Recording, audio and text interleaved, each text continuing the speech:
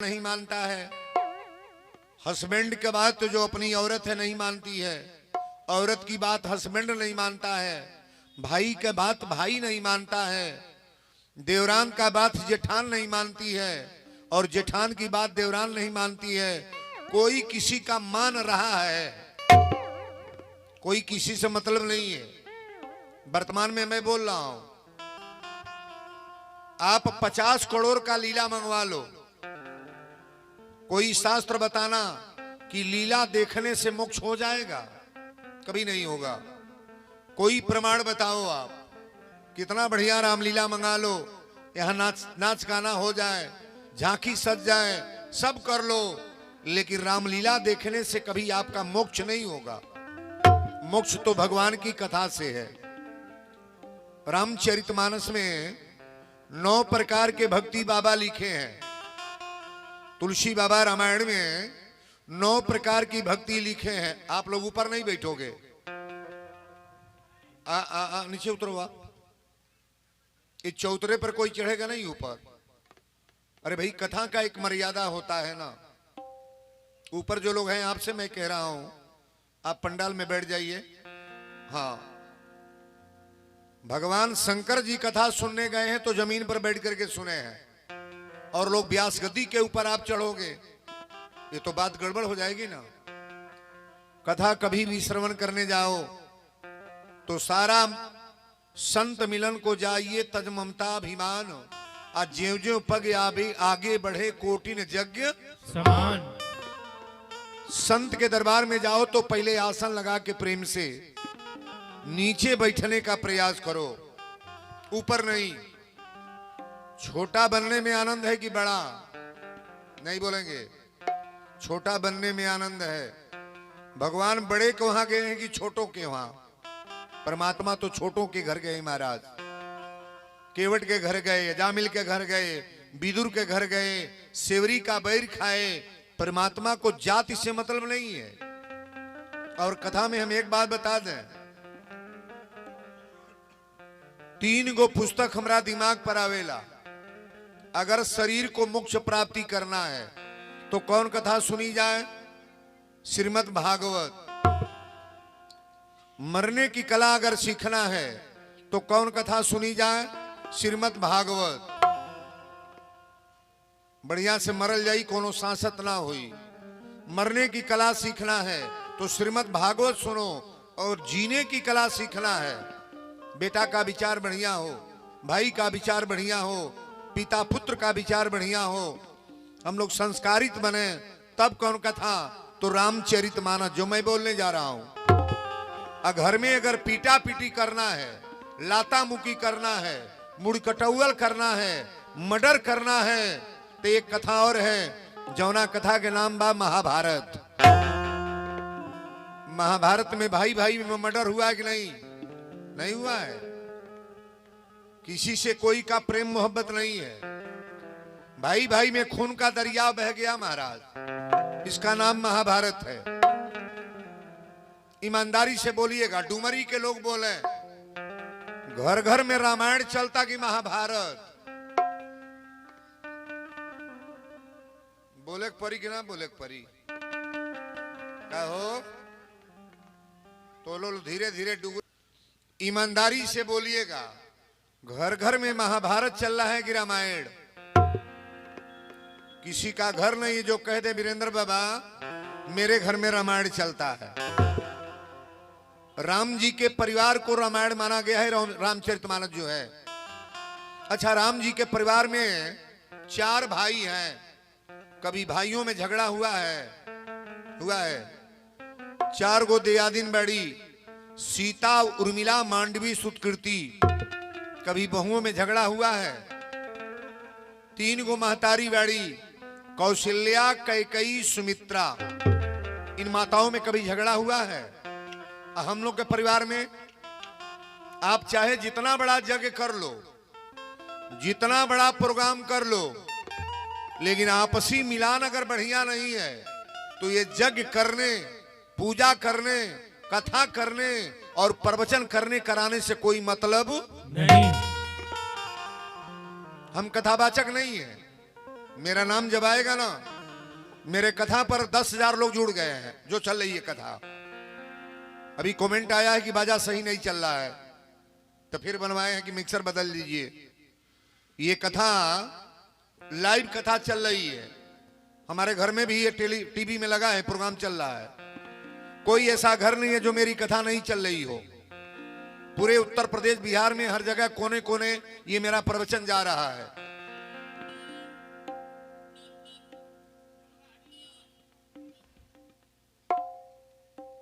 तो ये कहाँ है गाड़ी जाती है? अच्छा है घरे, ठीक बा, निकाल ले बाबू। बाबा के तन बढ़िया पकड़ के खोरी खोल। हाँ, 1 घंटा के बाद औरी आई रही तो गड़िया ना तो औरी बढ़िया रही, पूरा लोग भर गल रही। ठीक बा, का कल जाई, रोडवा रस्तवा ये बा, कहीं बैठ जाई, बैठी बैठी। हमारा नाम जब आएगा ना तो पूरे उत्तर प्रदेश बिहार में एक बात सुन लो। पहले आप पूछना कि संस्कार पर बोलने वाले कथावाचक कौन है, जिसका नाम संस्कार है, चरित्र है, आदर्श परिवार को बनाने के लिए किनकी कथा है। तो पहला नाम आएगा कि वीरेंद्र तिवारी। हमारा घर साधु का घर है, 7 पीढ़ी से हम लोग साधुए हैं। आजा परपाजा बाबा पिताजी अपने हम लोग सब साधुए हैं महाराज। हमारे घर इस कमेटी के सारे लोग जाते हैं। कमलेश पासवान जी गए हैं, राजू भैया गए हैं, पंडित जी गए हैं, ये सारे लोग मेरे घर जाते हैं। और मेरे दरवाजे पर भी आपके वहां का रिलेशन भी है, ये बगल में ही घर है, कहीं मेरे घर के ही बगल में इनका घर है, जो लड़की की शादी हुई है। तो हमको परिचय बनाना नहीं है, परिचय तो मेरा कथा बताएगा कि वीरेंद्र क्या बोल गए। अगर एक शब्द आपके जीवन में उतर गया तो जानेंगे कि हमारा कथा स्वार्थ हो गया। अगर नहीं उतारते हो तो जीवन भर कथा कराओ। भाई प्रयाग में कुंभ में कितना लोग नहाइल हो, 65 करोड़ लोगों का ऑफर है, लेकिन आप बताइए 65 करोड़ लोग सुधर गए हैं? गंगा में नहाने से सुधार नहीं होगा, ये मेरा रिकॉर्ड है। आप 1000 बार नहाओ लेकिन विचार वहां बदल नहीं पाएगा। विचार तो कथा में बदलता है। संस्कार किसी विद्यालय में पढ़ाया नहीं जाता है, यूनिवर्सिटी में नहीं पढ़ाया जाता है, कोई डिग्री कॉलेज में संस्कार नहीं पढ़ाया जाता है, वहां विषय पढ़ाया जाता है। यहां लिखे हैं कि बिनु सत्संग विवेक न होई। विवेक अगर बनाना है, सत्संग में ज्ञानी बनना है, समझदार बनना है, तो आप कभी भी सत्संग में आकर प्रेम से बैठने का प्रयास करो। आइए हम लोग कथा में चले। इसके पहले मंजुल जी मुक्तक लिख ले कि अनपढ़ गंवार के अखबार बुरा लागेला, अनपढ़ गंवार के अखबार बुरा लागेला, जेब होखे खाली त बाजार बुरा लागेला, विधवा मेहरारू के सिंगार बुरा लागेला, आन्हरन के दुआरी परिनार बुरा लागेला, भादों में कोदो के कसार बुरा लागेला, अब बिना तेले के अचार बुरा लागेला।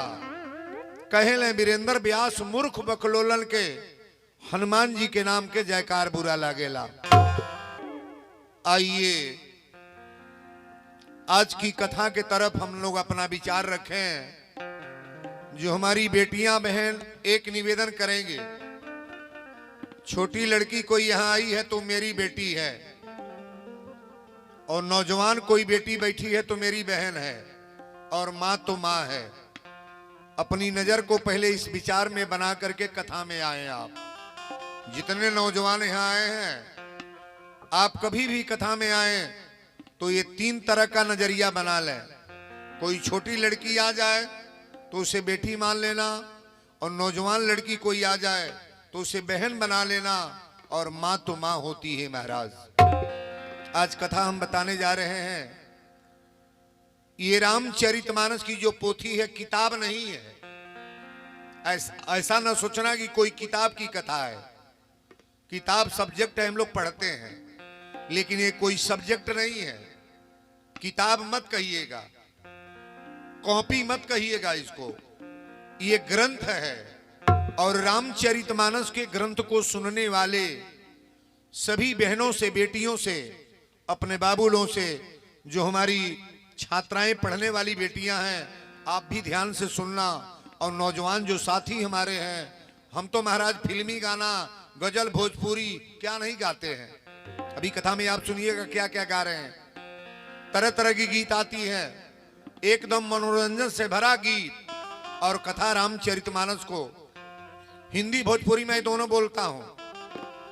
भोजपुरी हमारे उत्तर प्रदेश, बिहार में बहुत लोग बोलने वाले हैं, लेकिन मेरा पहला नाम आता है कि कोई भोजपुरी में कथावाचक है तो वीरेंद्र तिवारी। आप मोबाइल खोलिएगा, सबसे ज्यादा अगर कथा है तो हमारी कथा है। किसी मोबाइल को खोलकर देखना, टेलीविजन में प्रोग्राम लगा करके चेक करना कि सबसे ज्यादा कथा किनका चढ़ा है। हम प्रचार करने नहीं आए हैं, रहने वाले तो आपके बगल के हैं, लेकिन कथा को सुन करके बताना कि वीरेंद्र बाबा। और एक सूचना और दे दें, जो कथा हम आज बोलेंगे ना, ये कथा कल नहीं होगी, और जो कल बोलेंगे वो परसों नहीं होगी। हम कथा को सीरियल बोलने जा रहे हैं। ये रामचरितमानस की पोथी है। एक बात आप कोई बता सकते हैं, रामायण का रचना किसने किया है, जो कथा में बोलने जा रहा हूं? कोई सज्जन बोल रहे हैं, रामायण का रचना किसने किया है? नहीं बोलेंगे? अरे भाई इतने लोग बैठे हैं, कोई बोलो ना। रामायण का रचना किसने किया है, मेरा प्रश्न है। उत्तर तो आपको बताना है। वाल्मीकि वाला आंसर गलत है बाबा। और कोई बोले तुलसी, तुलसी वाला भी आंसर गलत है। ध्यान से सुनिए, वाल्मीकि रामायण लिखे हैं कब? भगवान का जन्म के पहले, राम जी के अवतार के पहले वाल्मीकि ने रामायण लिखा। वाल्मीकि रामायण लिखे हैं संस्कृत में। तुलसी रामायण रचने वाले व्यक्ति का नाम नहीं है, ये लिखने वाले व्यक्ति तुलसी हैं। तुलसी रामायण कब लिखे? तो राम के जन्म के बाद। वाल्मीकि जी रामायण लिखे हैं 8 कांड और तुलसी लिखे हैं 7 सोपान। आप मानस पढ़िएगा, इसमें कांड नहीं है, सोपान लिखा गया है। मैं रचयिता पूछ रहा हूं कि रामायण का रचना किसने किया। आप मानस को पढ़ना। बाल कांड में तुलसी बाबा लिखे हैं कि रचि महेश निज। महेश के कर नाम है, तो बता सकते हैं आप? महेश किनका नाम है? शंकर भगवान का। रचि महेश निज मानस राखा, अपाय सुसमय शिवासन भाखा। रामचरितमानस का रचना हमारे भोलेनाथ ने किया है। अच्छा बताइए, जिसको शंकर जी रच दें वो चीज गलत होगी कभी? इस मानस को बहुत लोग ऐसे हैं, पढ़ने वाले कई लोग कहते हैं कि वीरेंद्र बाबा ये कहां से क्या लिख दिए तुलसी। तुलसी अपने मन से कोई चीज नहीं लिखे हैं, ये हमारे बड़ी असीम कृपा भोलेनाथ की है। शंकर भगवान का आशीर्वाद है जो तुलसी रामायण को लिखे। शंकर जी के त्रिशूल पर कौन जगह बसाया गया है? बनारस। कौन जगह है? बनारस। काशी जिसको आप लोग कहते हो, विश्वनाथ धाम जिनको कहते हैं आप, जिस जगह को शंकर जी के त्रिशूल पर बसा है। और तुलसी जब रामायण लिखे ना, रामायण की कथा 4 घाट पर हुई है। जब तुलसी रामायण लिखे तो गंगा मैया को बैठ करके 80 घाट है बनारस में, आप जाकर देखना। बनारस में 80 घाट पर बैठ करके इन्होंने गंगा मैया को कथा सुनाया। तुलसी जब रामायण लिखे तो पहले गंगा मैया को सुनाए और दूसरी कथा ज्यागबलक जी महाराज श्री भरद्वाज जी को सुनाए। कहां? जहां प्रयाग लगा था। अभी आप लोग कुंभ नहाए हैं। ज्यागबलक जी महाराज श्री भरद्वाज जी को सुनाए हैं और तीसरी कथा भगवान शंकर जी माता पार्वती को सुना रहे हैं और चौथी कथा श्री काकभूषुंड जी महाराज श्री गरुड़ जी को सुना रहे हैं। ये 4 घाट है। लेकिन वीरेंद्र बाबा कथा के पहले घाट, पीछे का, आगे का पिक्चर हॉल, सलीमा हॉल में कहां का टिकट लेना चाहिए, आगे की पीछे? सलीमा हॉल का बालकनी पीछे है और कथा का बालकनी आगे है। कथा में कभी भी आए तो आगे बैठे और पिक्चर हॉल में जाएं तो पीछे बैठे, और नेता की भाषण में कभी जाएं तो खड़ा होकर भाषण सुनो। कोई ठीक नहीं है कि लाठी चार्ज कब हो सकता है। कथा प्रेम की चीज है ना। वीरेंद्र बाबा जितना टाइम बोला बे में हल्ला कौन बा, यही मंच पर रामलीला होकर तो हल्ला रहेगी ना, नहीं होगा। हल्ला वाला जगह नहीं है। पहले तो इतना बढ़िया चुनाव कमेटी के लोग किए हैं। एक एक मंच हमारा है कि आज 40 साल से मैं केवल कथा बोल रहा हूं, रामलीला नहीं आती, केवल जग होता है और कथा। आजमगढ़ चल जाइए आप, एक जगह है खोजापुर, यहां कुलकुला चले जाइए आप, भड़सर के पास 24-25 साल लगातार कथा हुई है। अच्छे अच्छे मंचों की बात मैं बता रहा हूं, जहां विद्वान लोग हैं, समझदार लोग हैं, वहां लीला और तामझाम के फेर में नहीं रहते हैं। केवल सुंदर विद्वान बुला करके बढ़िया कथा को श्रवण करते हैं लोग महाराज, परिवार बदल जाता है। और वीरेंद्र बाबा के आने का मतलब ये थोड़ा नहीं कि आप जैसे चाहो ऐसे, नहीं, हम रहने नहीं देंगे। यहां बुरे लोगों की जरूरत नहीं है। जे तनी के सुधरल बाबू है आओ, मैं तो उसको पियकड़ बैठा के हम का बोलो। 1 महीना दूध पियल जाई तो देही में जांगर बताई, आ 1 बोतल दारू पी ले तो पावर कोने में 20 बा, दूधे में कि दारू में। दरुइया 3 घंटा नचाई संझिए के, और दूधवा 24 घंटा नचाएगा। किसी लड़के को डॉक्टर मास्टर बनाना है, इंजीनियर ना, तो बड़ी पापड़ बेलने के बाद इंगेज होगा। और चोर बदमाश बनाना है तो सिक्सर थमा दत और चौराहा पर कोई तो 2 जन ठोक दे, बिना बमचक मत जाई, फलाने लड़का बनमास हो गए।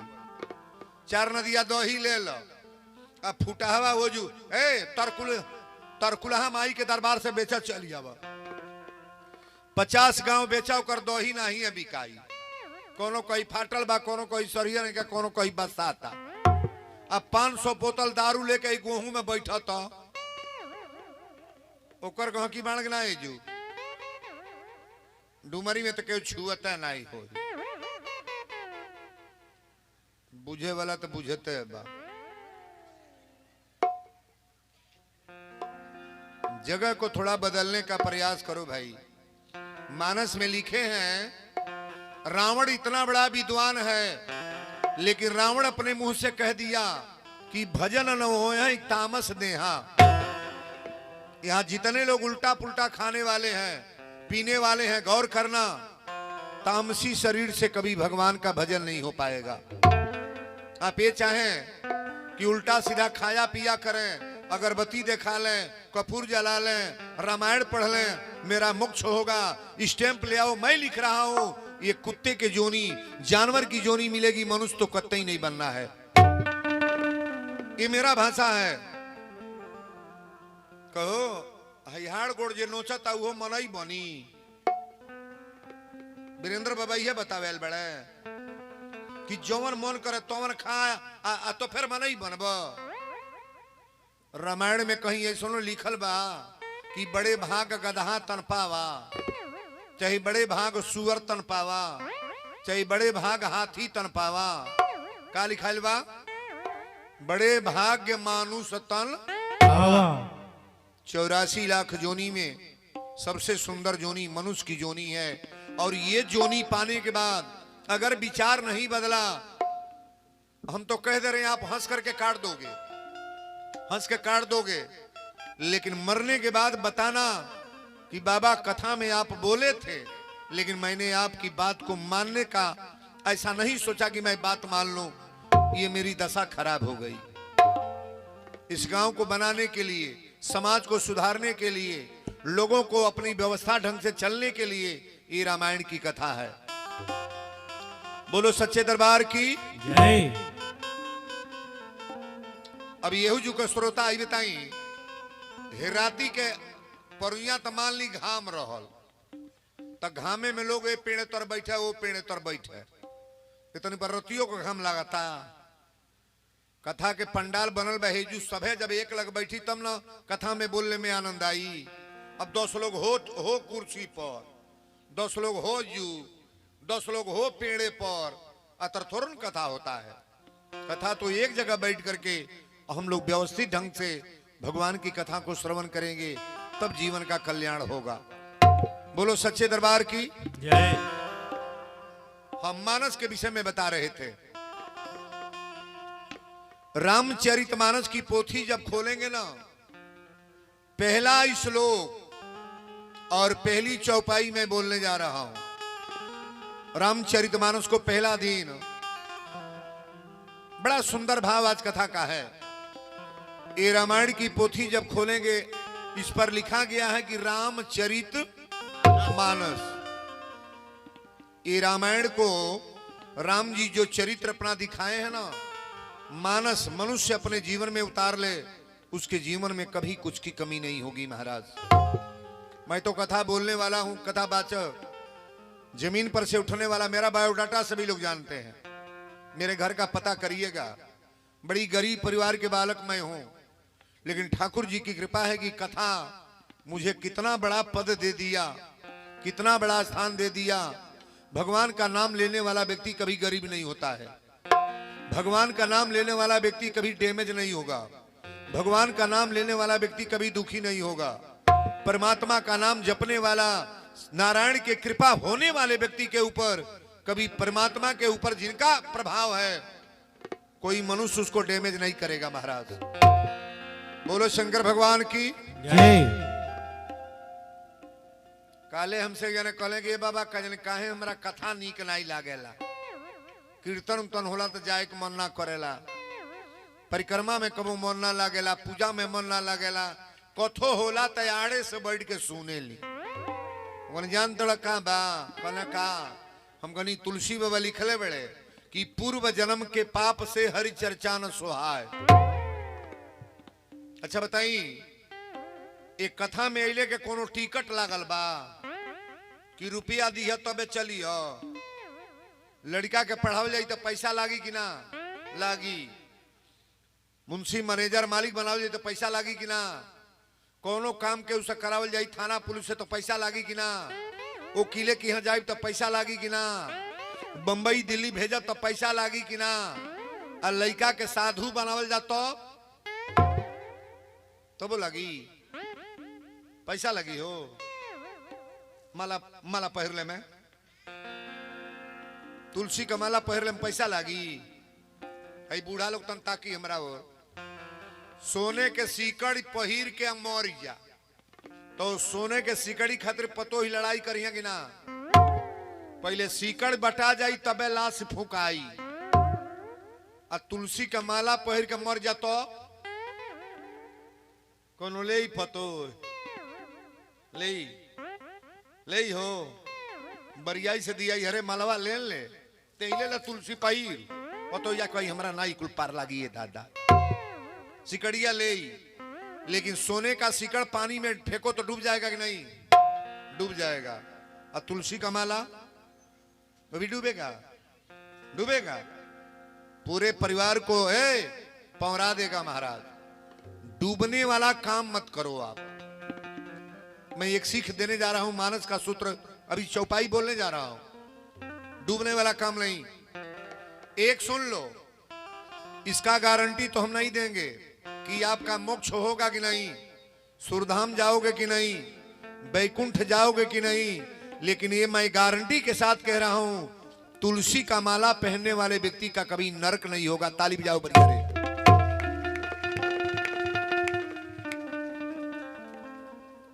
तुलसी का माला पहनने वाले व्यक्ति का कभी नरक नहीं होगा। मैं बोल रहा हूं, कहिया ले बौरुका कोई जाई, मरे के टाइम आइली अबो से सुधरल जा, कहिया ले वो फेर में रहल जाई। तनी एक बात और बता दी आप, ई जोने बेटा के पैदा कैले बानी असली है कि नकली?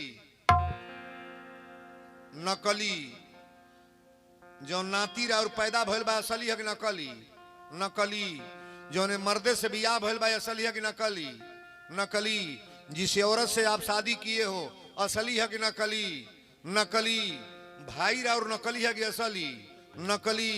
भतीजा, मामा, मामी, जीजा, फुफा, ये असली हो कि नकली? नकली। खेत जौन जोताइल बा ये असली है कि नकली? नकली। गेहूं बुआल बा असली है कि नकली? नकली। सजी छोड़ दो, हई देहिया जौन मिलल बा असली है कि नकली? बोले परी दिमकवा खोल दे, हाली हाली में नहीं बानी हम। हमार रात में जबले मन करी तबले बोलो। बोल हई देहिया जौन मिलल बा असली है कि नकली? बड़ा सुनर सुनर मानी जाए, एहू को छोड़े पड़ी कि ना? तो जौन छूट जाई वो असली है कि नकली? नहीं बोलोगे? अच्छा एक बात और बताओ, परमात्मा असली है कि नकली?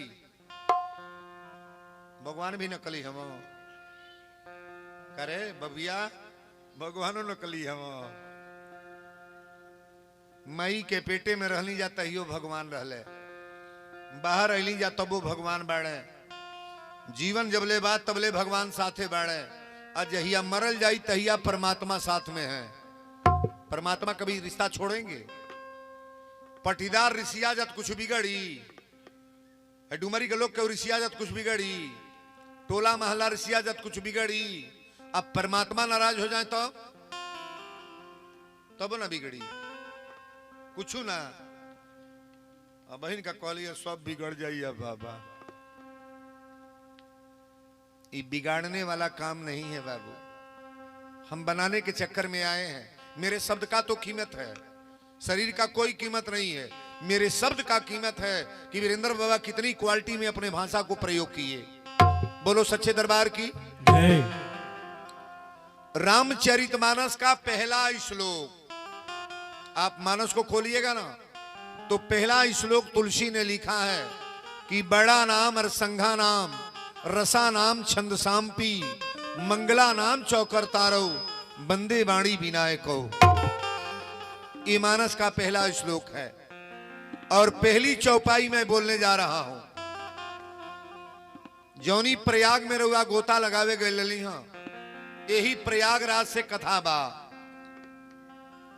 प्रयागराज में जियाग बलक जी गई हली स्नान करे, ता स्नान कैला के बाद 1 महीना कोलबास लेहली। एक कितने लोग नहाने गए तो 1-1 महीना रहे हैं। हमारा भी स्टाफ प्रयागराज में गया था, मेरा स्टाफ गया था महाराज। 1 महीना कोलबास ले लें और कोलबास लेला के बाद श्री भरद्वाज जी महाराज के आश्रम पर गए हैं। लेकिन तुलसी बाबा चौपाई लिख रहे हैं कि भरद्वाज मुनि बसही प्रयागा,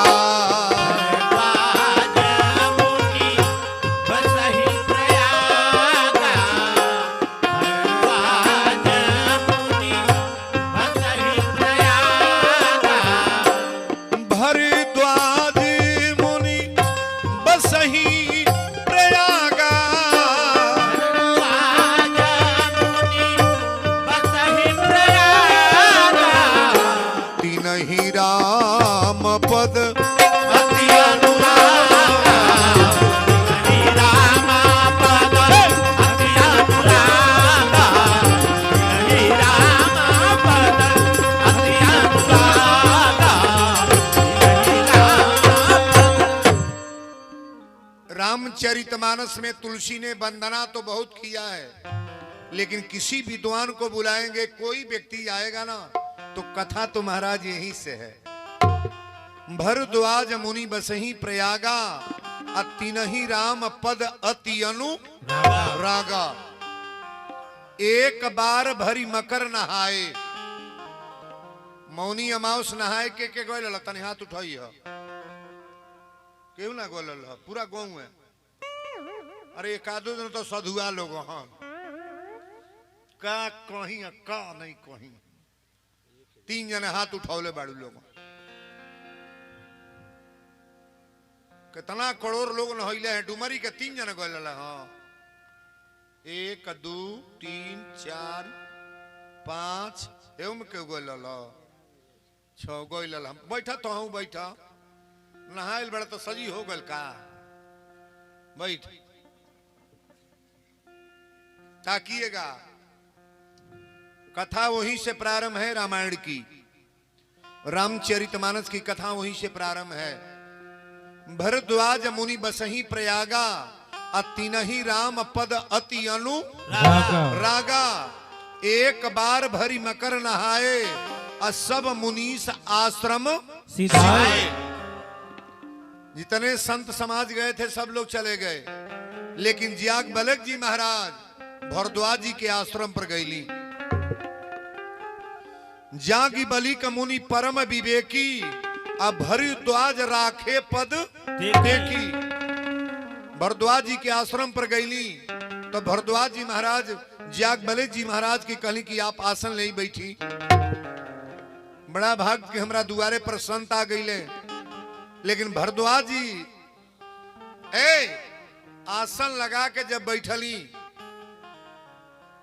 ज्याग बलक जी जब बैठले तो भरद्वाज जी पानी ले ले थाली में, इनका चरण धो ले। अच्छा एक बात बताइए, अपने घरे साधु आयल गल शुरू कर दे तो घर बनी की बिगड़ी बनी, और न आवे तो घर का विनाश है। एगो साधु के रावण लात मरलस, सुंदरकांड की चौपाई है। साधु अवज्ञा कर फले ऐसा अजरही नगर अनाथ कर जैसा। पूरी लंका धू धू करके जल गई महाराज। रावण के भाई एगो साधु बा, विभीषण को लात रावण मारा, पैर धो के आसन पर बैठौले। कहले गुरुदेव रौरा से हमारे एगो अर्जी बा। कहले का? कहले कि नाथ एक संशय बड़ मोरे अकरगत वेद तत्व सब तोरे तोरे।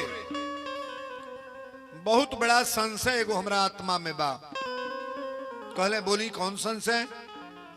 कहले कि कहत के हमरा लाज लागत और से कहीं कि ना। कहले कहिए क्या संशय है? तो संशय बतौले का कि राम कवन मैं पूछूं तो ही, राम कवन मैं पूछूं तो ही, राम कवन मैं पूछूं तो ही, राम कवन मैं पूछूं तो ही, राम कवन मैं पूछूं तो ही, कहिए बुझाई कृपा निधि मोहि, कहिए बुझाई कृपा निधि मोहि, कहिए बुझाई कृपा निधि मोहि, कहिए बुझाई। यहाँ जितने पढ़े लिखे लोग हैं थोड़ा समझने का प्रयास करना। याग बलक जी से भरद्वाज जी प्रश्न करते हैं प्रयागराज में कि राम कवन मैं पूछूं तो ही, आ कहिए बुझाई कृपा निधि मोहि, मोही। एक राम अयोधेश कुमारा आ तिनकर चरित विदित सन सारा। ये राम कौन है बताने का प्रयास करें आप। प्रश्न कठिन है महाराज। हमारा तो बुझाता भाई डुमरी के लोग के बुझी नहीं पलस कि राम कौन हो का हो। बिया ने नाव धराता ए टिंकुआ ए बबलुआ ए मुनावा ए गुड़ियावा ए चंपावा ए पूजा बिया ने नाव धराता। राम केहू कहता, राम कहने वाले लोग हैं। और जिस घर में राम नहीं कहा जाएगा उस घर में आराम कभी होने वाला नहीं। बिस्तर जब छोड़िए ना, बिस्तर पर हम निवेदन करेंगे, बिस्तर पर जब जागो तो पहले दोनों हाथ अपने आंखी पर मुंह पर तरह दर। शरीर का रेखा कहां बनाई गई है? हाथ पर। और आंख से अपने रेखा को जरूर देखा करो आप। हाथ रगड़ो और रगड़ने के बाद सीताराम सीताराम जय जिनको मानते हो, राधे राधे राधे राधे करो। चाहे ओम नमो शिवाय, चाहे जय माता जी, हाथ रगड़ने के बाद बिस्तर जब छोड़ो तो धरती को प्रणाम करो, और भगवान को प्रणाम करने के बाद तब किसी अपने परिवार के बच्चों का नाम पुकारो। आप पहले परमात्मा का नाम जरूरी है कि बच्चों का नाम? नहीं बोलोगे? जौन जपाता तौन भीतरे बुझाता लो, तो हरदम कही ले जौन मेहरारू कबो मर्दे के गोड़ नहीं लागत या तौन करवा चौथ जरूर भूखी, चलनी में झांके खातिर। डुमरियो गांव सस्ता गांव नहीं बा। हमारे एगो चेला आयल है समय भदौआ में, त कल से गुरुजी आज रौरा के 500 रुपया धो के गोड़ लागब। हम कहनी काहे? आ आज 9 बरिस गौना भइले भइल बा, पहले हमार मेहरारू करवा चौथ भूखल है, और उतना डेंट पेंट कैले रहिए जान जाई हमारा आत्मा गदगद हो गल बा। हमनी औरी बताई दे आ तय महाराज उतना डेंट पेंट कैले रहिए, ऊ बढ़िया साड़ी आ हमऊ के हमारे गोड़े पर 5 बेर गोड़ लगल सिया, मुँहे में केरा खियौल सा, मिठाई खियौल सा, हमऊ को खियौली। आज हमरा 9 बरस के विपत्ति, आज हम खुश हो गल बानी दादा। एके दिन करवा चौथ भूखल तो खुश हो गल माले छावा। का हो कबो जीवन में मर्दे के गोड़े ना लागो।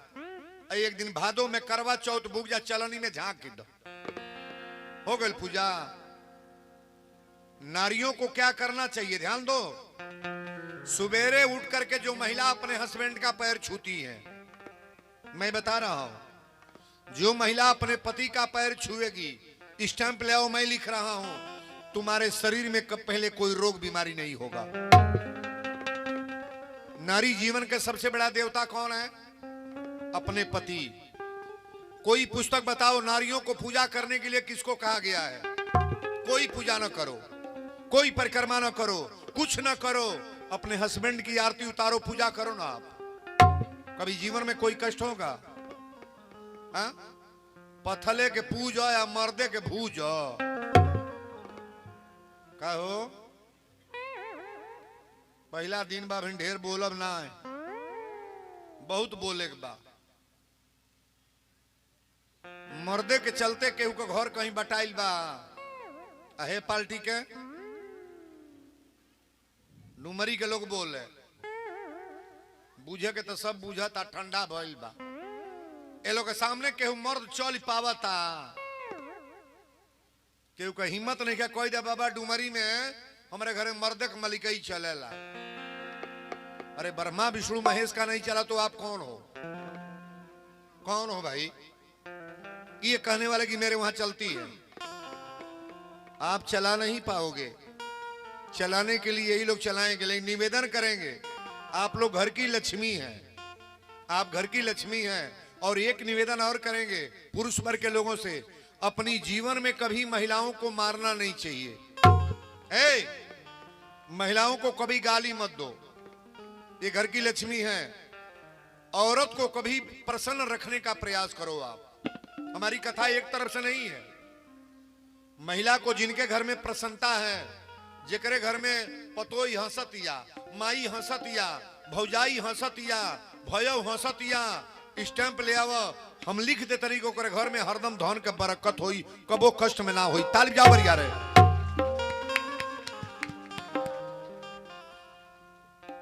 ई कथा में बोले जाता नहीं हम।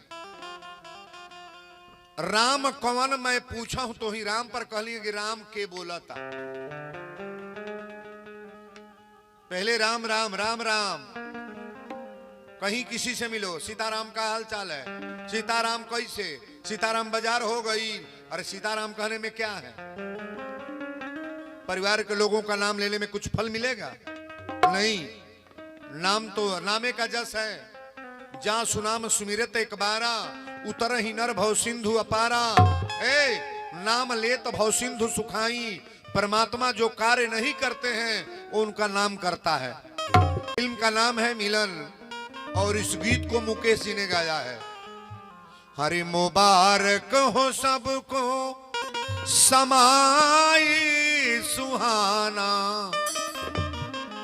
मैं खुश हूँ मेरे आंसुओं पे न जाना, मैं तो दीवाना दीवाना दीवाना, मैं तो दीवाना दीवाना दीवाना, मैं तो दीवाना दीवाना दीवाना, मैं तो दीवाना दीवाना दीवाना। मुबारक हो सबको समाई सुहाना,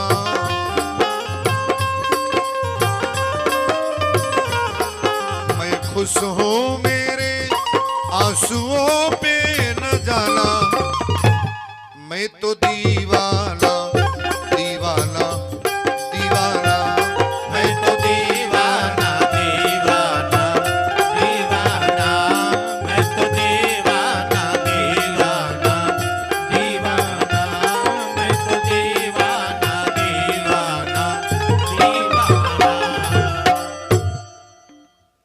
दीवाना बनना है तो परमात्मा का दीवाना बनने में आनंद है कि नहीं? नहीं है। और दुनिया वालों का दीवाना बनने वाला कहियो पिटा जाई, हुका जाई, जेली में चल जाई। गलती ना बोल रहे कहो ए गांव के लोग का दीवाना बना देखा हुका हुकी हो जाता कि ना, बेना ही FIR दर्ज हो जाई कि अपने लड़का के डांट दो, अपने बेटी के डांट दो, अपने घर के लोग के समझा दो, गाड़ी दिहल सर। क्या मतलब बनता है जी? अरे मतलब अपने काम से काम रखो ना। कथा मेरी कम है, कथा हम कम बोलते हैं, लेकिन पहले संस्कार। अगर संस्कार नहीं है तो ये कथा करने कराने से कोई मतलब नहीं। कहले कि राम कौन मैं पूछूं तो ही, आ कहिए बुझाई कृपा निधि मोही। एक राम योधेश कुमारा, आ तिनकर चरित विदित सल सारा। ये राम कौन है बताने का प्रयास करें आप। दशरथ के पुत्र राम हैं कि शंकर जी राम राम जपते हैं वो राम हैं कि घट घट के राम हैं? ये राम कौन है? रामचरितमानस में पहले कौन कथा हुई है? राम कथा हुई है कि शिव कथा? पहले शिव कथा है। अई राम का परिचय पूछ रहे हैं। राम को अक्षर में लिखाइल बा? को अक्षर में है जी? 2 अक्षर। सीता को अक्षर में लिखाइल बा? माता को अक्षर में बा? ई माला को अक्षर में बा? सांस को अक्षर में बा? जो वीरेंद्र बाबा हाई हाई बोलत है 2 अक्षर। सुन लो, सृष्टि का निर्माण जब भइल ना तब ब्रह्मा जी शरीर बनौले 2 अक्षर में। शरीर पर जितना पुर्जा है नाम रखना। बाल को अक्षर में होता? बाल, कान, आंख, नाक, गाल, ओठ, दांत, मुंह, जीभ, दाढ़ी, गला, छाती, पीठ, पेट, पैर, हाथ, गोड़ को अक्षर में होता जी? गलती नहीं होता? को अक्षर में 2 अक्षर। अंदर आ जाओ। हाड़, चाम, नस, खून, मांस को अक्षर में हो रहा है 2 अक्षर। जौनी खानदान से पैदा होता नहीं जाओ वो 2 अक्षर में। नाना नानी, माई कहां से आली बा? नाना की बेटी ना माई हो। नाना नानी, मामा मामी, अम्मा पापा, चाची चाचा, मौसी मौसा, भैया भाभी, दीदी जीजा, फुआ फूफा, इस सजी कल पुर्जा को अक्षर में होता? आई रामे का प्रश्न है कि राम कौन मैं पूछूं? राम के एको बेर बोलबे ना करे कि राम कौन है। घट घट के राम है कि शंकर जी राम राम जपते हैं वो राम है कि दशरथ के पुत्र राम हैं? राम का नामे नहीं लिए। कौन कथा शुरू हो गया?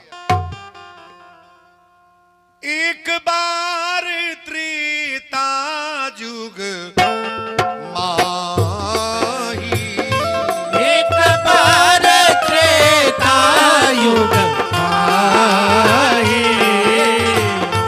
एक बार त्रेता जुग माही,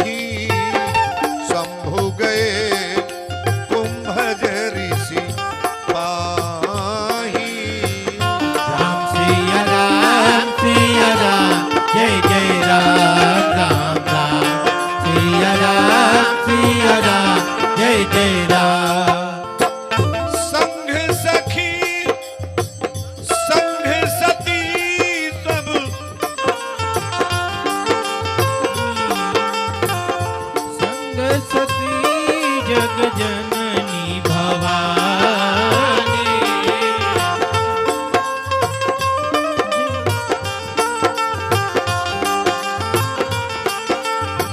संघ सती जग जननी भवानी, पूजहि मुनि अखिलेश्वर जानी। राम सिया राम, जय जय राम राम राम। सिया राम, जय जय राम। बोल दी शंकर भगवान की जय। इतर राम के चर्चा पूछल है, लेकिन कौन कथा शुरू हो गई। एक बार त्रेता जुग माही, असंभु गए कुंभज ऋषि पानी। भगवान शंकर जी अपनी मेहरारू के कथा सुनावे लेके जाता नहीं। शंकर जी के औरत के नाम, शंकर जी के मेहरारू के नाम। अरे के कथवा को बेर बताओ परी के गोल कथा सुने पार्वती करठबू के जाता। अभी के बात आई। प्रथम जन्म दक्ष गृह जाई, आ नाम सती सुंदर तनु पाई।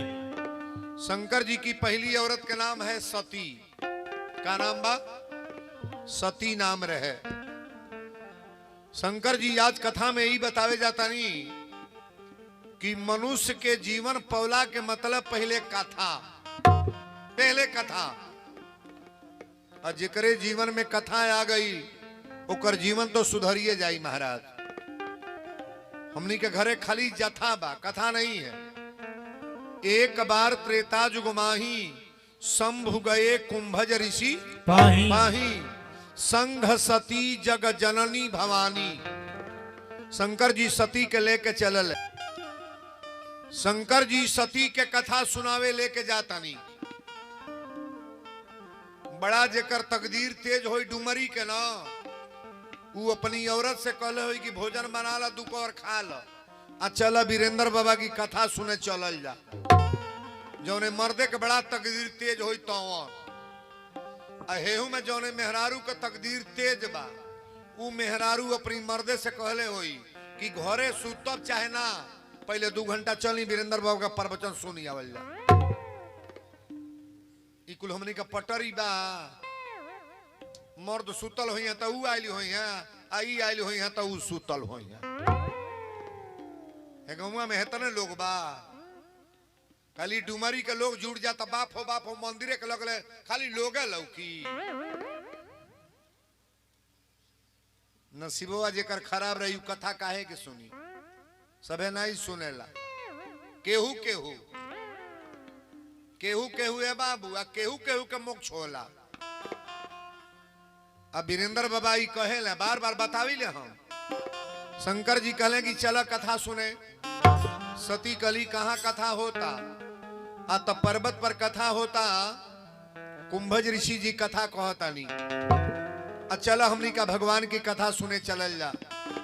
सती कली कथा सुने, सजी कथा रौरे लिखले बानी, रौरे रचले बानी, और रौरे कथा सुने चलो।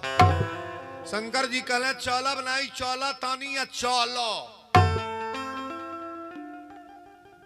सती कली तो बड़ा आश्चर्य बा, सजी कथा रौरा रचली। अरे रची महेश निज मानस राखा, सब रामायण रौरे रचली, और रौरे कथा सुने चलता नहीं, हम के लिया चलता नहीं। शंकर जी कहले चल। सती कली चली ले चलतन तो हम चल। बरियाइयो से चल जाई ना। अब बरियाई से कथा 7 दिन सुनो, स्टैंप ले आए हम लिख दे, और नरक ना होई। हमार बात अगर जीवन में उतर गल तो शंकर जी लेके चलल है। जब लेके शंकर जी गईली तो आगे में बैठली। शंकर जी जमीन पर बैठला कि कुर्सी पर? ना बोलो। शंकर जी कुर्सी पर बैठली। कहाँ बैठल है? अच्छा जगह कौन बढ़िया बा? बैठल बानी जा तवन की हई वीरेंद्र बाबा तवन जगह ठीक बा कि हो? जमीनी पर जे बैठल बा जमींदार हो। जमींदार आज ये चौकी पर से बकबकाता चौकीदार हो। पोस्ट केकर बढ़न बा, भगवान के कि भक्त के? बोलना पड़ेगा। भक्त का पोस्ट बड़ा है कि भगवान का? अगर भक्त न रहे तो ये मंदिर बना करके कोई मतलब है मंदिर का? यहाँ गांव में भक्त न रहे तो मंदिर से कोई मतलब है? अगर भक्त हैं तो ये मंदिर जरूरी है, भगवान का जरूरत है महाराज। अगर आप लोग न रहे तो इतनी बड़ी कथा हो रही है, वीरेंद्र को कोई मतलब है? हमको कौन पूछेगा? दुनिया के लोग चाह रहे हैं तब हमको बुलाया जा रहा है कि बाबा को बुलाया जाए, इनकी कथा में दम है महाराज। रामायण को हम केवल हरी बोलते नहीं जाएंगे, समझाना जरूरी है। बोलो शंकर भगवान की जय। शंकर जी लेके सती के आगे में बैठल है। कहाँ बैठल? आगे। आ ज्यों बैठल है तो कुंभज ऋषि जी के नजर पड़ल, आ नजर पड़ल तो दोनों हथवा जोड़ के प्रणाम कैले। तुलसी बाबा लिखल है कि संघ सती जग जननी भवानी, संग सती जग जननी भवानी, संग सती जग जननी भवानी, संघ सती जग जननी भवानी, संग सती जग जननी भवानी, पूजहि मुनि लेश्वर जानी, पूजहि मुनि लेश्वर जानी, पूजहि मुनि लेश्वर जानी, पूजहि मुनि। सीओ को मिलकर खत्म हो जाए। पढ़े वाला लड़का लोग से कहता नहीं, नौकरी के लिए कंपटीशन बीट करना पड़ रहा है। पेपर ले बार छंटवा दो, उसे नंबर मिल जाई, मिली। लिखना पड़ेगा ना, सब्जेक्ट को जानकारी करो कि मुझे क्या पढ़ना है। उन बच्चों पर मैं बड़ा प्रसन्न रहता हूं। कथा में तो वीरेंद्र बाबा हर बात बोलते हैं।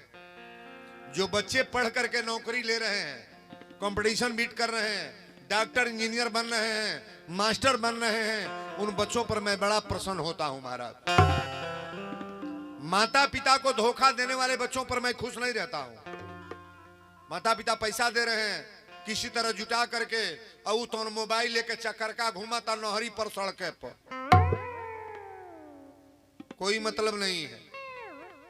निवेदन करेंगे हम, केवल डुमरी के लोग यहाँ नहीं है, बाहर से भी लोग हैं। बच्चों को बढ़िया ज्ञान दिया जाए, बढ़िया शिक्षा दिया जाए। परिवार में बच्चे लायक रहेंगे तो माता पिता भी लायक रहेंगे महाराज। अगर बेटा कुलायक है ना तो चौराहे पर पिता जाएंगे नहीं। किसी का लड़का डॉक्टर हो जाए, इंजीनियर हो जाए, प्रोफेसर हो जाए तो छतिया तान के बाप चलिए तरह हमार लड़का डॉक्टर इंजीनियर भइल बा, और लड़का पियक्कड़ हो जा तो जाइए चौराहा पर। लाज वाली बात है कि नहीं? शर्म वाली। शर्माएंगे कि मेरा लड़का नशेड़ी हो गया। हम निवेदन करेंगे जो बच्चों को ये सब अगर संस्कार है, सुंदर भाषा में रहो, सुंदर कार्य करो। हम अपना ही जान करके, सब मेरे भाई हैं, मेरे दोस्त हैं, मेरे लड़के हैं और मेरे परिवार के लोग हैं।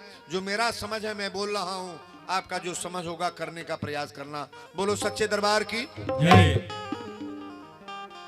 सती के लेके बैठली, आ जब लेके बैठल तो हाथ जोड़ के प्रणाम कैले। दोनों जनी के एक बेर में प्रणाम कैले। संघ सती जग जननी भवानी, अब पूजा ही मुनि अखिलेश्वर जानी। ज्यों प्रणाम कैला सती कथा सुनल बोल। यही कथा में कई जने आयल बड़ा देखो। अब पहला दिन बा तबो होता बुझा मिर्गी उपटाता, झनका तड़ी है तारे। अब वीरेंद्र बाबा बोली है 11 बजे ले, और तो देरी ने ले तो ढहे लगली।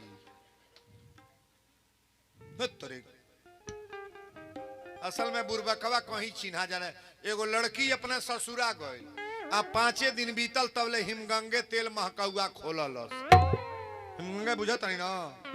एगो छोट देवर रहे, देवरा कल से भौजी छछुनर मोल बा का बसाता भौजैया कल तेहू पगलैले बड़का हिमगंगे तेल महकौआ तेल कपार पर धर देता तेरा बसाता देवरा कल से भौजी देबू देवरा हथवा पसरलस अब भौजैया ढरलस आ जे ढरलस तले लब दे देवरा चाट लिहल चटला बस 8-9 चटकना मरती तो बात चटा जो कलस काहे चटले रे कौन चटले हती अभी रोवा दुआरी पर गई है जिनसे बियाहवा भइले कले काहे रोवा तड़ आ तो भौजी इतना तेल देली कई तमेचा मार देली कले चलबे ई बनमास बेकारी 5 दिन गवना भइले भल तोले मारल शुरू कइले बा गइले तो कले कहो तर नैहर के इहे संस्कार हो बाबू का मरलू हो कलस हम मरली तो हई हिमगंगे तेल खोली तो कहता छछुनर मुअल बा महकौआ तेल छछुनर मुअल बा हाथे पर देनी चटल सा चाटी पिटाई नहीं काहे चटल सा त जिनसे भी यहां भले कले काहे चटले हो इतना तेल लकाए ना रोटी पर फुट के खा घर ले रे बकलो लावा दुल्हनिया कल सोच से दोगला तई बा कॉलेज बापा दे दे तेल देखल बड़ा सुरे हिमगंगे तेल रोटी पर फुताई रे मलिच कहीं के अभी कपारे हाथ लगा के बैठल बना छोटका रोआ तो तले बुढ़िया आई बुढ़िया कलश कहो कैसन रोना पिटना पड़ल बा तू रोआ तड़ आई तन कपारे हाथ लगौले बा बड़का कलश माई बिया ठगा गइल बाबू का धाए धाए मारत या हमके गरियावत या बुढ़िया बहिया पकड़ ले गोल कलश दो नहीं तर नैहर कहिया चाल हो 5 दिन गवना भइल बल तोले मारा पिटा शुरू दुल्हनिया कलश हमार गलती नहीं बा तेल खोलने तई कहता छछुनर मुअल बा हाथे पर देनी चटल स पिटाई ना हिमगंगे तेल काहे चटल स आ हई कहता काहे ना रोटी पर पोत के खा घर ले हो बुढ़िया कहले दू का दोनों दोगला बाड़ा सो काहे के उल्टा पुल्टा बोल ले हो बताओ इतना तेल ल दाल छौकाई ले तो घर भर नहीं खाई तो दुल्हनिया कॉलेज गुजर तो हो भइल बारी का बारी कोयलासी तो जिस घर में शिक्षा नहीं रहेगा यही दशा होगी अपनी लड़कियों की शादी जहां भी करो ये सोच लो कि उसका परिवार में शिक्षा है कि गंवारों में नहीं हमारे कथा में मसाला चुटकिला आएगा उसमें भी दम है बेटियों की शादी जानबूझ करके कहीं करो आप बोलो सच्चे दरबार की जब हाथ उठैले तो सती कली कौन कथा होता ए हमारी मर्दे के यह गोड़ लागत न तई कौन प्रवचन करी है आई कौन प्रवचन करी है हमरे पति के यह गोड़ लागत न शंकर जी ध्यान दिले तो कहले दादा ई कथा में आके बैठ के ई दशा उत भाव से प्रणाम करे तनी घुमा ले बाबू घुमा लो लड़का के घुमा लो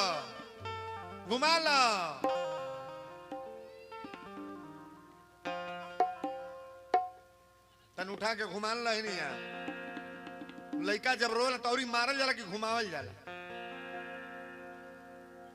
बोलो शंकर भगवान की जय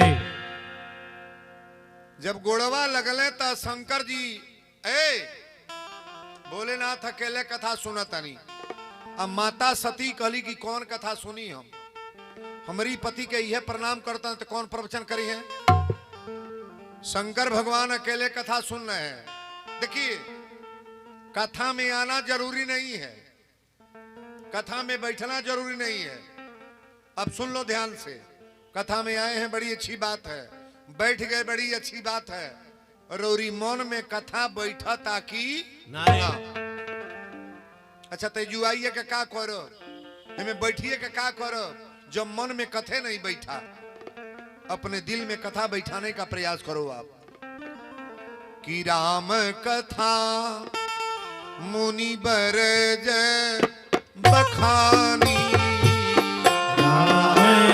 कथा मुनि बरज बखानी राम कथा मुनि बरज बखानी सुनी महेश परम सुख मानी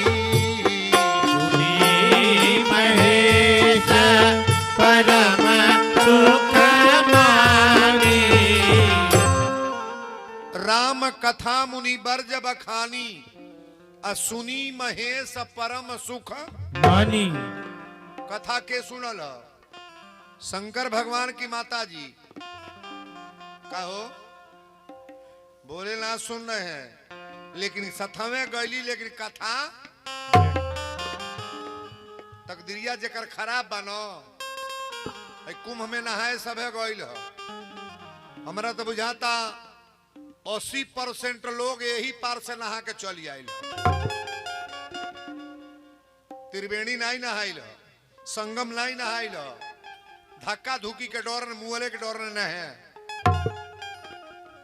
फल तो प्राप्त तो वहां होता है ना जाने के बाद भी लोग नहा नहीं पाए लेकिन कथा में आप जहां भी गोता लगा लो घर में बैठ करके अगर कथा सुन रहे हैं तभी कल्याण होगा दरवाजे पर बैठे हैं तभी कल्याण होगा छत पर बैठे हैं तभी कथा का कल्याण होगा लेकिन इसमें लिखा गया है कि कथा कभी आड़े से नहीं सुनना चाहिए ना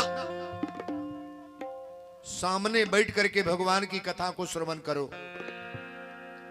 अच्छा आप लोग टीवी पर देखते हैं मेरे प्रोग्राम को मोबाइल में देखते हैं उसमें इसमें अंतर है कि नहीं नहीं अंतर है नहीं अंतर है अरे महाराज मोबाइल और टेलीविजन में और डायरेक्ट में अंतर नहीं है वीरेंद्र बाबा परिचय नहीं बताने आए हैं थोड़ा जानने का प्रयास करो ए बाबू सती कथा साफ सुनबे ना कैली सबके एक जगह ही नहीं जाएगा बा कलिया जाने कहले कि ए वीरेंद्र बाबा एगो बात पूछ ना बैठो चुपचाप हमसे एक जने कलिया पूछल है कि वीरेंद्र बाबा सबको एक ही जगह जाना है कि मरेला गांव में लोग लेके चले ना तो कहले बाबा हमनों के वही जुजाए के बा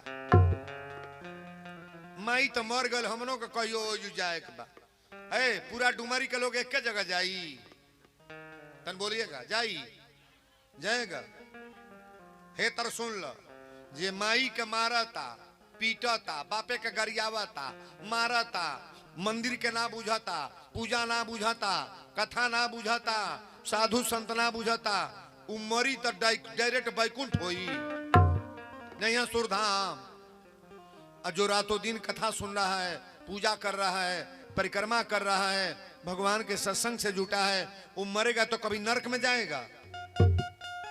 दो दूत आते हैं धर्मराज और जमराज जमराज ओके ले जाइए जे उत्पात मचौले बा और धर्मराज ओके ले जाइए पुष्पक विमान पर बैठा के अब प्रेम से आदर से ले जाइए कि तोहरा कोनो कष्ट ना होई।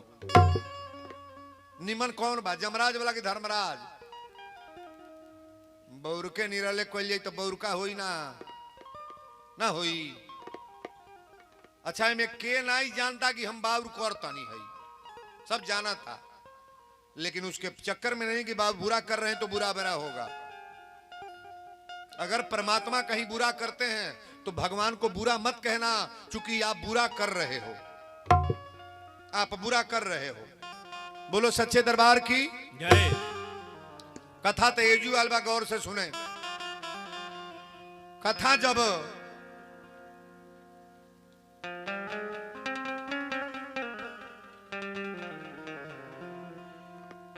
जब शंकर जी अकेले सुनले माता सती ना सुनली शंकर जी कुछ दिन ओजू निवास कैले रहले ओकरा बाद सती के कहले कि अब चल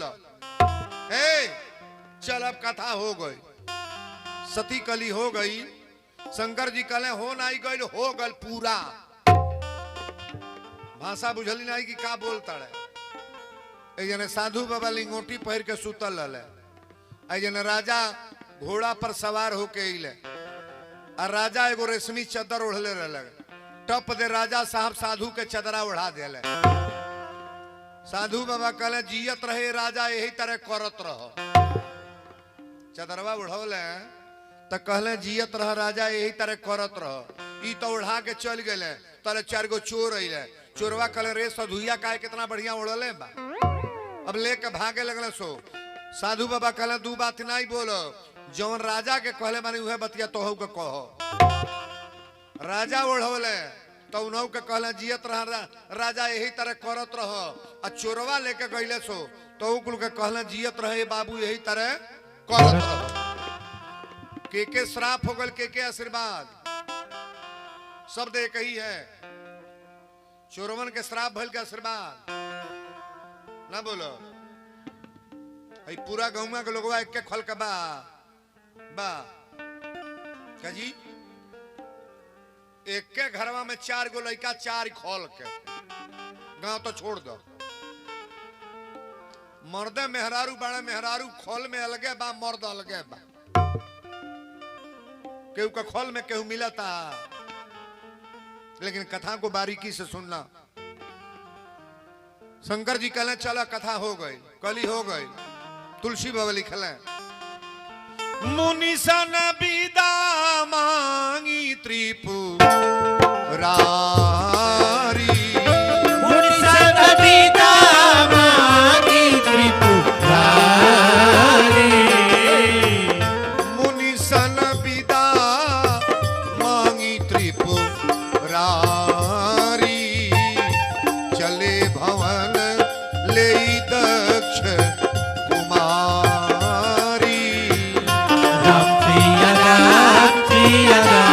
जय जय राम राम राम सिया राम जय जय राम। मुनि सन विदा मांगी त्रिपुरारी चले भवन ले दक्ष। अच्छा बताई ई कथा नहीं सुनली है तो इनका बनल की बिगड़ल? बनल टोटल बिगड़ गया। अब देखा जो जतरा खराबे होता। शंकर जी कहले चल आकाश मार्ग से लेके चलल है। रेलवे स्टेशन पर 2 गो मर्द चौरी चौरा रोवत रहल प्लेटफार्मवा पर। तो एगो बड़ा कस के रोए एगो कम रोए। तो जौन कस के रोए कल से यार काहे तू रोत तड़? कहले तोहू तो रोत तड़ तू बतावा तू काहे रोत तड़? तो हम रोवत तनी हमार गवना भइले 5 वर्ष भइल। हमार मेहरारू आज जाती अपने नैहर। तो कहले मेहरारू तो केहू को नैहर जाली काहे रोवत तड़? तो बिना खियोले खाई ना बिना पीठ मोल के नहोले मानी ना बिना कपारे पर तेल धले कबो सूती ना बिना हमार देह चतले सूती ना। इहे रोवत तनी मेहनत से कैसे रहब दादा। कहले तोहार त नीमन बा त रोवत तड़ हमरो पूछ। कहले तू काहे रोवत तड़? कहले तोहार नीमन बा जात या त रोवत तड़। अब हमार गोरखपुर चढ़ल बा चौरी चौरा उतरे वाली बा। कहले तो तू काहे? कहले बिहन से खाइल पियल बन घूमल बन चौराहा पर गइल बन दिन भर में 3 गो मोबाइल कुचाई। निमन कौन भाई आवत ये तौन की जात ये तौन नहीं बोलोगे? अच्छा आवत या वो खोल के केहू बाकी नहीं डुमरी में। अरे बड़ी उत्पात बा हो दादा। ऐसा कार्य न करो भाई। बोलो सच्चे दरबार की जय। शंकर जी लेके चलल है। लेके जब चल रहे आकाश मार्ग से चलल बड़े बाबू। आकाश मार्ग से चलल वही टाइम में सीता के रावण चुरा के लेके गई है। और राम जी सीता खातिर पेड़ पौधा से पूछा तरे जन जन के लोग से पूछा तरे कि हमारी सीता के देखल लोग सीता गईली है। ये दंडक वन की कथा है। दंडक वन की कथा है। भगवान विचरण कर रहे हैं। शंकर जी सोचा था ना कि भगवान का अवतार हो चुका है। अगर कहीं राम जी मिल जाते तो प्रणाम पाती हो जाई। और तबले डायरेक्ट वही सोझे आइए गईले। शंकर जी दोनों हाथ उठा के प्रणाम कैले। शंकर जी के इष्ट देव कौन है? राम जी। और राम जी के इष्ट देव शंकर भगवान है। प्रणाम कैले। और जेव प्रणाम कैले तो सती कहली अब के गोड़ लागता नहीं।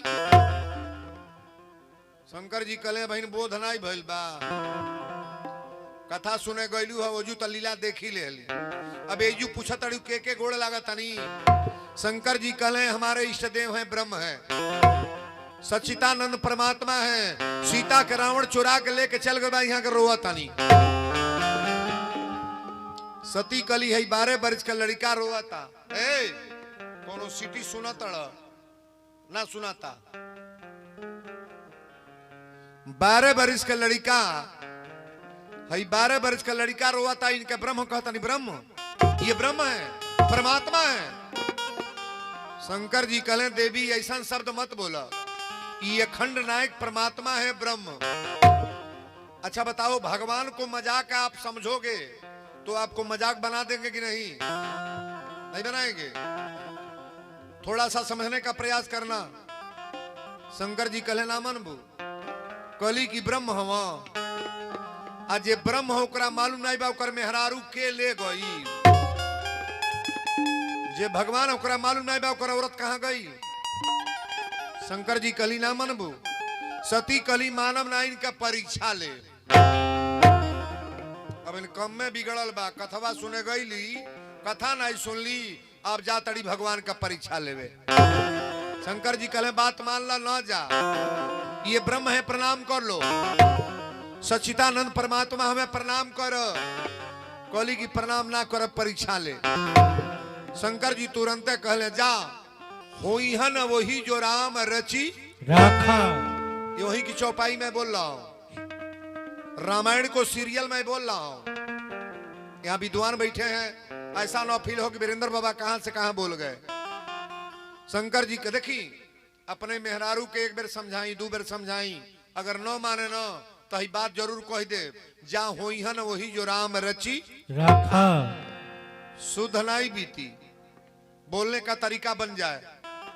शंकर जी कहले जा, रहली सते, रहली शंकर जी की अर्धांगिनी सती, लेकिन बन की गई है सीता महाराज।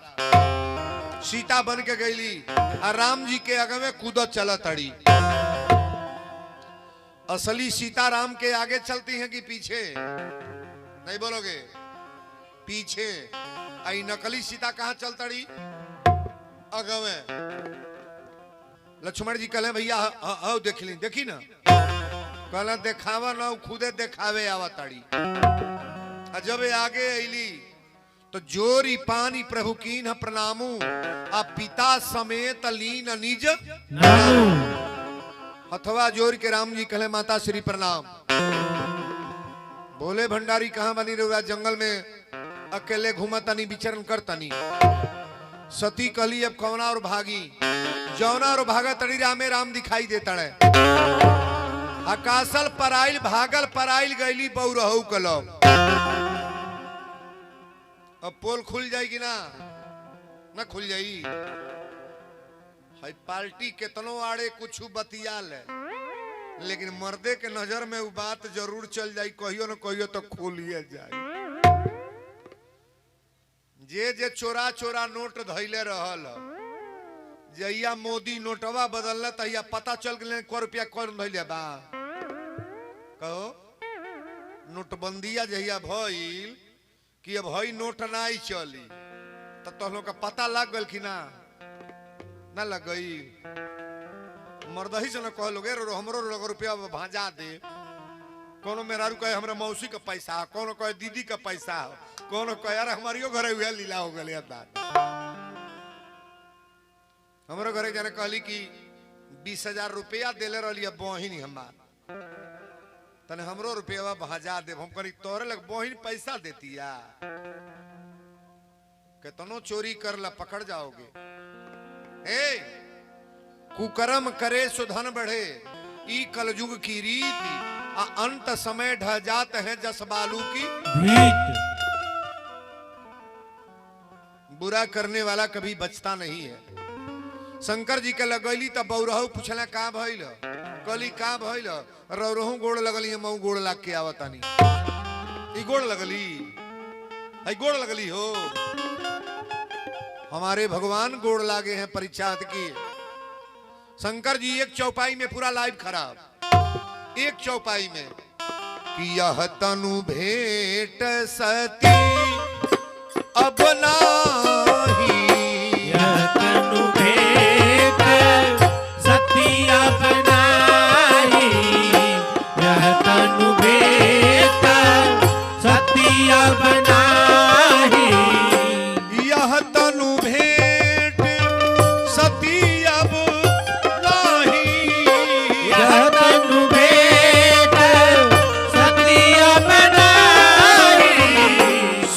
संकल्प कीन मन माही शिव संकल्प कीन मन माही शिव संकल्प कीन मन माही शिव संकल्प। शंकर जी एक बात गौर करो, शंकर जी मन ही मन संकल्प कैले कि यह तनु भेंट सती अब नाही, अशिव संकल्प कीन मन माही। तन हमरा और ताको और ओरा पच के मालिक ऋषिया जो तोरवा जानम ऋषि आइल बड़े के बुझ पाई केहू नहीं बुझी। और ओरा पच ऋषिया जाई तो रसोईया परोसत में चिन्हा जाइबू लोग। बनल बाजार बना पसंद से कुर्सी मेज लगाई है, बैठाई है, नींबू काट के ले आई, मूली ले आई, कलौजर बनल बन ले आई, भड़ुआ मरचा खाई, पूछ पूछ किए हैं सो। अब बगड़ल बाजार बता हे तर धराई ताका है ना बुझ न जाई। एक बार हमारे यहाँ मर्दे मेहरारू में रिसा खिस्सी भइल है, तब मौगी मर्दा सनाई बोले, मर्दा बोल चलना ही रहे। आ जाड़ा के महीना जनवरी रहल, चैली बार के मौगी तापत रहे, तकिया हमारे और ए तरह तापत रहे तो मर्दो खा के निकलल, लेकिन 3 महीना से बोल चाल नहीं रहे। तब मौगी बैठल बा हे पड़े, मर्दा बैठा था हे पड़े। जब बोल चाल लिखा का तक तकौल हो है, दोनों उल्टे बैठल बड़े सो। वो तापत या वो तापता तब एगो चुनी छटक के कर धोती सुन गे लागल, मर्दा के धोती सुन गे लागल। हई पाल्टी बड़ी चालू जाती है तर तकलस आ देखल धोती सुनगल तो कहल बोल चाल है नहीं के कैसे कहीं एरो रो जरता। जब तकलस तो कौड़ा पर से उठ के होजू गई, अब ओजू से जाके कहतिया केहू को धोती जरे हमरा का लेवे देओ बा, केहू को धोती जरे हमरा का लेवे देओ बा, केहू को धोती जरे। धोतिया के पहिर ले रहा उनसे बोले कहली हो हई बड़ी लीलाधारी जाती हो, टप दे रगड़ के बुतावल है। अब मेहरारू के गोड़े पर गिर गए, कहने ले कान पकड़ तनी आज से कबो रिसिया ना है। कॉल पार्टी बोलल हई कि हई हमार गोल बड़ा थेथर गोली हई। मेहरारू कोनो रिसियात तो बोलत ही वो है। बोलो शंकर भगवान की जय। शंकर भगवान गैली। अब देखी कथा बदलता। शंकर भगवान सती के लेके गईले, अये बाबू कैलाश पर्वत पर समाधि लग गई, भोलेनाथ के समाधि लग गई। और जब समाधि लगल तो 87,000 बरस तक लेना शंकर जी तकली ना। सती व्याकुल हो गई कि हमारा भोलेनाथ के हो का गई, कौने कारण नाराज बना। देखिए अबे बतियौली हाँ, पटीदार ऋषि आए तो कुछ बिगड़ी ना, गांव के लोग ऋषि आए तो कुछ बिगड़ी ना, प्रधान ऋषि हैं तो कुछ बिगड़ी ना, लेकिन परमात्मा नाराज हो जाए तो। अब राउरा अपन बात सुन ली। देवर ऋषि आ जाए तो कुछ बिगड़ी, सासुर ऋषि आ जाए तो कुछ बिगड़ी, ससुर के ऋषि कुछ बिगड़ी, कहो बहन बहनों ऋषि आ जाए तो कुछ बिगड़ी। अब मर्द नाराज हो जाए तो बनल का रसोईया खाए के मन नहीं करी हो।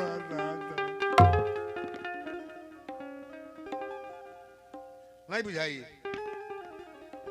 वीरेंद्र बाबा ही कहे दुनिया के लोग नाराज हो जा, लेकिन परमात्मा को कभी नाराज होने मत देना। ठाकुर जी की कृपा बनाओ आप। अगर ठाकुर जी की कृपा सदैव है तो आपका बाल बांका कहीं होने वाला नहीं है। दम भरो इस कथा में। शंकर जी समाधि में आ गई ले। शंकर जी जब जब कोनो संकट आवेला, कोनो आफत, तो रामे जी के कथा, रामे जी के कीर्तन, रामे जी के भजन हमारे भोलेनाथ करते हैं। लेकिन तुलसी बाबा लिखल है, अरे बीते संबत सहज 87, बीते संबत सहज 87, बीते संबत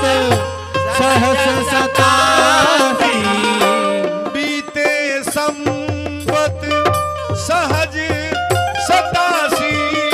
बीते संवत सहज सतासी। तजी समाधि शंभु अविनाशी। तजी समाधि शंभु अविनाशी। तजी समाधि शंभु अविनाशी। तजी समाधि। बीते संबत सहद सतासी तजी समाधि शंभु अभी। नाशी। शंकर जी समाधि में आ गईली। समाधि में जब अली तय बाबू 87,000 वर्ष भोलेनाथ तकले ना, लेकिन 87,000 वर्ष के बाद बाबा तकली। राम नाम शिव सुमिरन लागे जानी सती जगत पति। शंकर भगवान जाग गईले। जब शंकर जी जगले तो सती शंकर जी के लग गईली। कली स्वामी शंकर जी कले हाँ देवी। जाई शंभु बंदन जाई शंभु बंदन प्रभु कीन्हा सन्मुख शंकर यासन दीना। शंकर भगवान बगल में कहले कि आवा प्रेम से बैठा। आज जब बैठली त लगे कहन हरि कथा रसाला अध्यक्ष प्रजेश भये ते ही काला। राजा दक्ष के कथा शंकर भगवान बतावे लगले। अच्छा एक बात बताइए, धरती पर के वैसनो बा जरा धन हो जा घमंड न होके बाजी केहू जरा धन हो रे। अरे बबिया हमार बुक ना बैठलो कायदे से। धरती पर के वैसनो बा जरा धन हो जा रुपया हो जा ओकरा घमंड न होके बाजी केहू ना होला। मुकेश अंबानी के लग धन नहीं खे जी। कब सुन ले बानी घमंडे हई कार को दिले हैं? कई जिला के खर्चा चलावे भर के ताकत उनका बा।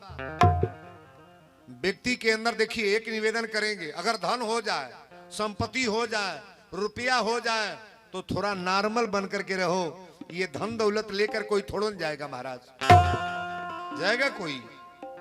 नॉर्मल बनने का प्रयास करो। अब ते तनी पर जमाना वो हो गल बा कि अब का कोई। अरे जरा धन बा तो धन बटले बा।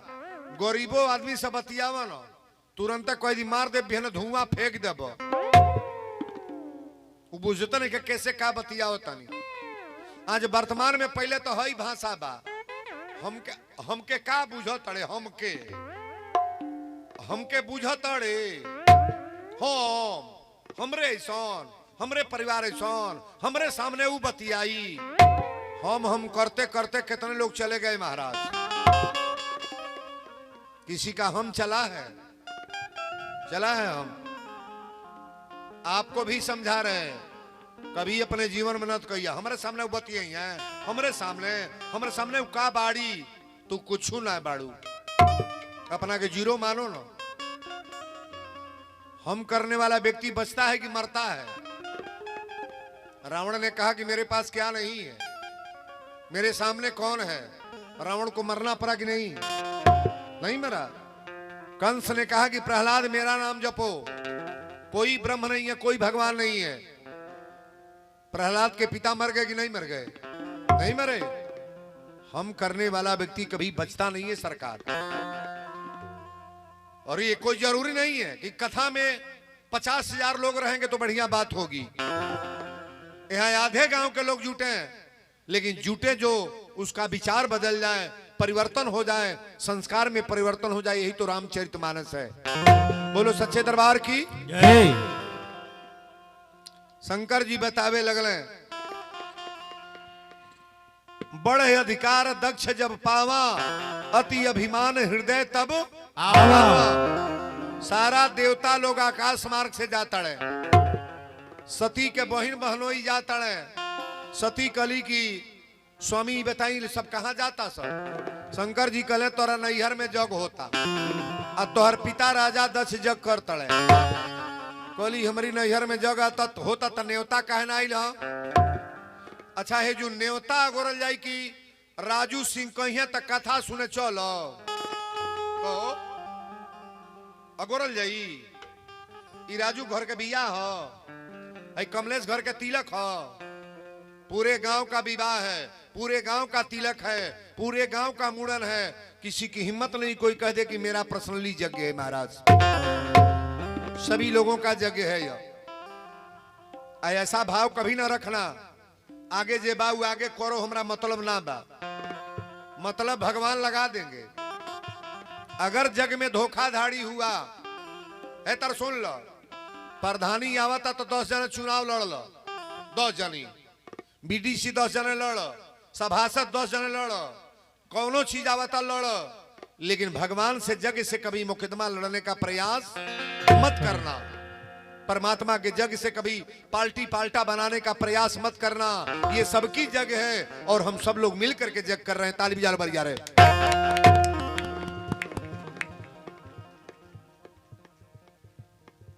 बोलो सच्चे दरबार की जय। शंकर जी कहली कि तोरा नैहर में जग होता और तोहर पिता राजा दक्ष जग करता है सती कली तो नैहर में केहू जाई कि ना शंकर जी कहली कि हम तो कहब कि केहू ना जाई जब न्योता ना भेजले बना तो केहू जाई ना सती कली जाई भी चाहे ना जाई हम तो नैहर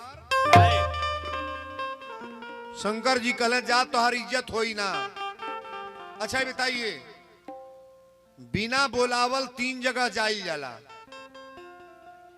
नैहर में महतारी बाप अगर जिया तड़े तब भाई या भौजाई का बोलाव लगोरल जाई सही बोलो माई से भेंट कर जाए कि ना नहीं रह 1 घंटा रह बतिया के चली आई महतारी के घर आ गुरु के घर आ भगवान की जग में बुलाना नहीं इंतजारी करना चाहिए कि कोई बुलाएंगे तो हम जग में जाएंगे ना अपने मन से आप जग में आओ बिना बुलाए आ जग में कभी खाली नहीं रुपया बाद दू मन चौरे ले ली प्लास्टिक में वो नहीं है खाली तो नहीं हुआ ना जिससे आप लोग खाली आगे बढ़ गई हैं आधा लोग जना लिया बा बेहतर ताकता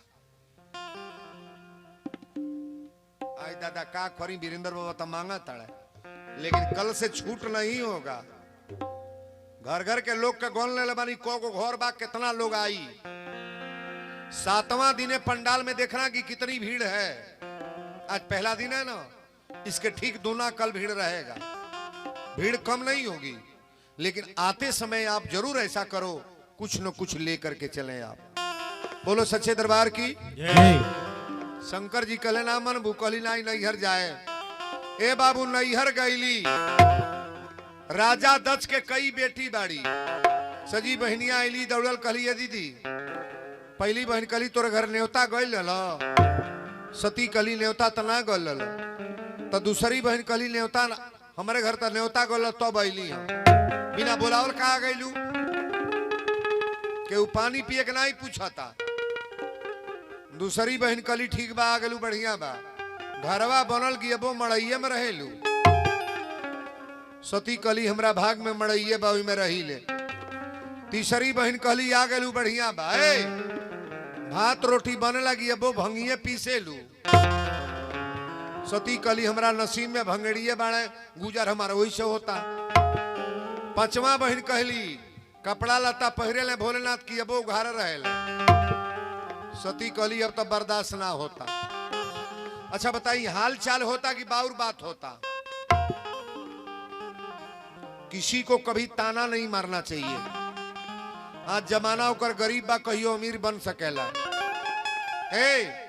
कली केहू से नहीं मिलब चलता नहीं माई से मिलब 3 गो जगह है दुआरे पर बेटा होता ना तब बाप कहीं आ गई तो कहीं आ गईली आ माई बैठल बा तो कहिए बाबू सुबेरे के गोल कुछ खैला हव माई बेटा के खाइल पूछेले कुछ खैला ह तो कहिया कि माई खाइल पूछतिया बाप कहले आ गई अब माई कहतिया खैला ह अब मेहरारू मिलतिया तो कहतिया कितना कमैला ह बात ये में केकर निमन बा माई के कि मेहरारू के नहीं बोलो माई के दाह कबो मेहरारू पुराई ना। ध्यान दीजिएगा, है जितना औरत वाले मर्द लोग यहां बैठे हैं, तुम्हारी मां ने जो कर दिया है ना, कभी भविष्य में न सोचना कि मेरी औरत भी मुझे ऐसा करेगी। कभी नहीं महाराज, कभी भूल कर न सोचना। लेकिन सती के, अब देखी सती अपना माई के अखबारी में पकड़ के भेटली। अब भेटला के बाद राजा दक्ष के पूछली कि पिताजी कहां बरे। कहली कि सती के महतारी कहली कि जगशाला में हवन होता गईल बड़े। और जब गईली तो देखत अड़ी कहीं न दिख शंकर कर भागा। शंकर जी के बेदी कहीं रहबे ना कही। एक बेर कहली पिताजी प्रणाम। राजा दक्ष कले खबरदार, हमरा सामने प्रणाम मत करिए, लौट के चल जा घरे। तोरी घरे न्योता गइल तो के बोलौले रही हम आ गईलू, आके जगशाला में प्रवेश कर गईलू। सती कली राजा दक्ष कान खोल के सुन ल। जहां हमारी सिंदूर के अपमान होता, पति के अपमान होता, तारी जग के होखे ना दे। जगशाला के बगल में सती जोग अग्नि में जरे लगली। ये बाबू अथवा पसार के विष्णु भगवान से कली भगवान अब तो हम मरे जाता नहीं, लेकिन मर गईला के बाद जब जन्म मिले तो भगवान शंकर जी के शरण में भक्ति प्रदान हो को। सती मर रही हैं। अरे मरत सती हरि सनबर मागा, मरत सती हरि सनबर मागा, मरत सती हरि सनबर मागा, मरत सती हरि सनबर मागा, मरत सती हरि सनबर मागा, जन्म जन्म पद शिव अनुरागा, जन्म जन्म पद शिव अनुरागा, जन्म जन्म पद शिव अनुरागा, जन्म जन्म पद। मानस की चौपाई गौर से पढ़ना। मरत सती हरिशन बरमागा, जन्म जन्म पद शिव यानु रागा। सती मर गईली। शंकर जी अपन जटा धरती पर पटकले और वीरभद्र के तैयार कैले। बाबू सबसे बड़ा बदमाश गण वीरभद्र। घमासान लड़ाई शुरू हो गई। कईयों हजार लोग के मार के गिरा दिले।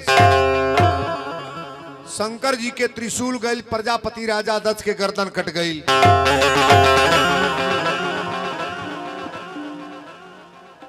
राजा दक्ष के गर्दन कटल बात सती के मरल लाश शंकर जी गठई में बांध के लेके चले। ये रामचरितमानस में नहीं है, शिव पुराण पढ़िएगा। विष्णु भगवान सुदर्शन चक्र उठौले और सुदर्शन चक्र से 51 टुकड़ा कटले, जौना से सिद्ध पीठ दुर्गा का अवतार हुआ है। जब से सती जाई तनु त्यागा, तब से शिव मन भयउ विरागा। भगवान शंकर जी बैराग ले ले। और जब बैराग ले ले तब सती जब मर गई तो फिर जन्म हो गल केकरे घरे। ते ही कारण ही में गिर गिर जाई, आ जनमी पार्वती तनु का नाव धरा गई, पार्वती नाव धइल गई। आज कथा अपनी वाणी को ही विराम करेंगे हम। कल सुन लो कथा, भगवान भोलेनाथ की विवाह की कथा है। कल शंकर जी की विवाह।